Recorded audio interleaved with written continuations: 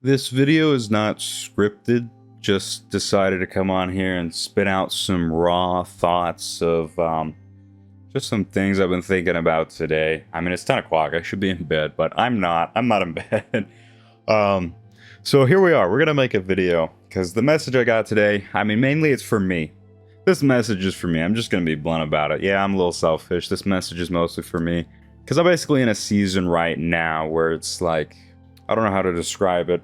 I know what I should be doing and there's things for me to do, but it's like I don't want to do them, if that kind of makes sense. There's no desire to do things. And I mean like kind of like in a lot of areas, because they don't feel very purposeful, I guess you could say. I know it's just like the thoughts of my head. But I'm definitely in a season where it feels like I don't really know what I'm doing, where I'm going, like what's kind of like I have an idea and I know what I should be doing, but it's kind of like I'm still like in this, I don't know, limbo. Or some people would say, I guess, going through the motions. That's kind of the season I'm at, and maybe that resonates a little bit with you. Maybe you're in a season where it's like you feel like there's like this fog in front of you, and you can't see like you can't see a foot ahead of you. I want this to be encouragement to you that these seasons that we go through, everything that we go through in life, it's an opportunity to either build our faith or to tear it down. And that choice is up to us. There's a lot of things, you know, when I go through the Bible and I read a lot of the different biblical accounts of people going through a lot of traumatic things. I mean, Job comes right off the bat, top of the head. That guy went through some of the worst experiences of his life, but it became a profound learning experience, and it's taught billions of people who have read the Bible just because of this man, one man suffering turned into billions learning from it. And that's kind of what I want to take away from this season that I'm in. And if you're in a season where maybe you're feeling, I don't know, depressed, or maybe you're going through some mental struggles, maybe there's financial hardships or relational hardships, whatever it is, all these things we go through are all learning opportunities. They're opportunities for us to see how we can trust and lean into God more, because that's ultimately what it is. I just got done from being sick like a week or two ago. And sometimes when you get sick, like you go from a streak of like being super productive and like, man, I'm getting so much stuff done and I'm getting this done, this. You got a routine going. And then you get sick and all of that comes to a screeching halt.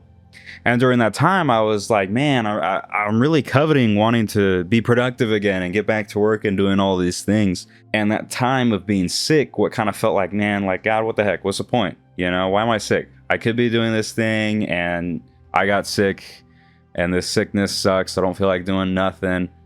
And that's kind of like the whole point, because it revealed to me, it was a learning experience to shine a little light into how much I was valuing productivity, how much I was idolizing or coveting productivity, because I could always do more. There's always more things to do. You could always be more productive.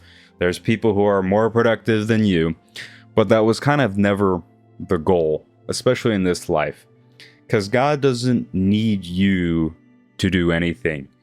And for some people that may be like, whoa, wait, what are you talking about? God doesn't need me to do anything. But I would think that's I mean, he has no necessity of us, I guess is what I could say. He desires us, he wants us, but he doesn't have a necessity or need of us, because there's nothing that we could do that we could give to God that he needs.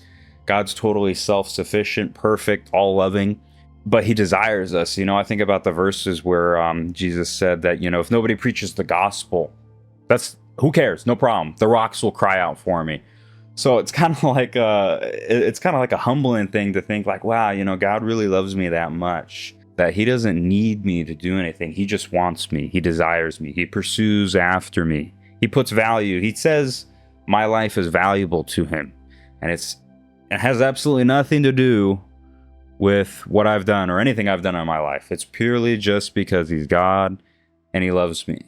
And that's kind of like a hard to grasp thing, even for myself, even for, I'm sure 99.999% of people.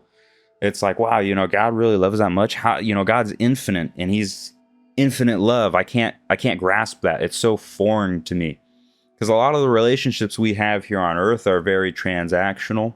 You do this thing for me, and you scratch my back, I'll scratch your back. That kind of thing, where you have this like reciprocal transactional relationship, in business and whatever it is. But God's like, no, I love you. And it's not because, you can scratch my back. No, nobody can scratch God's back. Or kind of like what God said. I don't know who said it. I think it was in Job. But, I think Paul said it too. But who's been the Lord's counselor, God's so mysterious. Nobody knows his ways. How far are his ways from finding out? And it's just a very humbling thing to recognize that our identity doesn't come from what we do, or how much effort we put into things, or what we value, or any achievements we earn, or how productive we are. But it's just purely because God loves us, and that he says we have value, and that our identity is from him. And just because he says it, then so be it.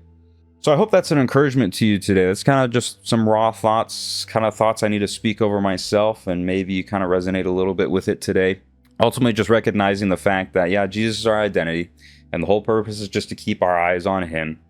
I think James says, the times where we go through tribulations are just testings of us to produce patience, and then that patience goes on to produce more good stuff. I don't know off the top of my head, but I'll put the verse on screen so you can see what James says about going through seasons of tribulation. Everything has a purpose. There's always a learning opportunity. And like I said, you can either build your faith or you can destroy it. And the choice is up to you.